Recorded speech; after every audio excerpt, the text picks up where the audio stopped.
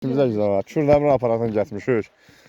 Nə yürürsən? Bax, Talib də tanımsan, Şıxalının nəvəsi. Ona da adam yürər. Allah, o təkəsən, bax. Samalxan nəvəsi burada. O da Şıxalını tanıyır. Camalxan nəvəsini tanıyır. Bax. Ya Camalxanı tanıyırmış, ya da nəvəsini. Şıxalının nəvəsi ona bax. Ondan məmzəhləm gedir. İt ona baxanda deyirəm, nə qaparam. Dayda nə gülür. Kürdəmirdir. Kürdəmir hastayı. Kürdəmir Ərakuval kəndidir. Daha Allah xeyirci versin, Allah sanıza dəyməsin. Gəlmişəm axşam bura. Gəlmişəm, yadımda qalmır. O qədər rayonlara gedirəm, yadımda qalmır. Kimə verməyəcəm onu?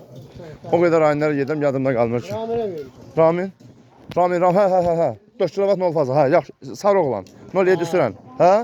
Hə, tanıyırım, hə. Qəbrəstan o tərəf. Yaşam o tərəfdədir, hə. İnşallah aparatımız 4 kilovat sumavro, 4 təkər, ümid sarığı, nol fazadır, 3 fazadır. Motorları özləri vermişdi, bir də rubilini gözləri vermişdi. İnşallah yoxlayacağıq. Yoxlayacaq, çəkəcək inşallah. Bir də Şıxalının nəvəsi görürsən, hoqqadır da, konkret. Uzun get bura.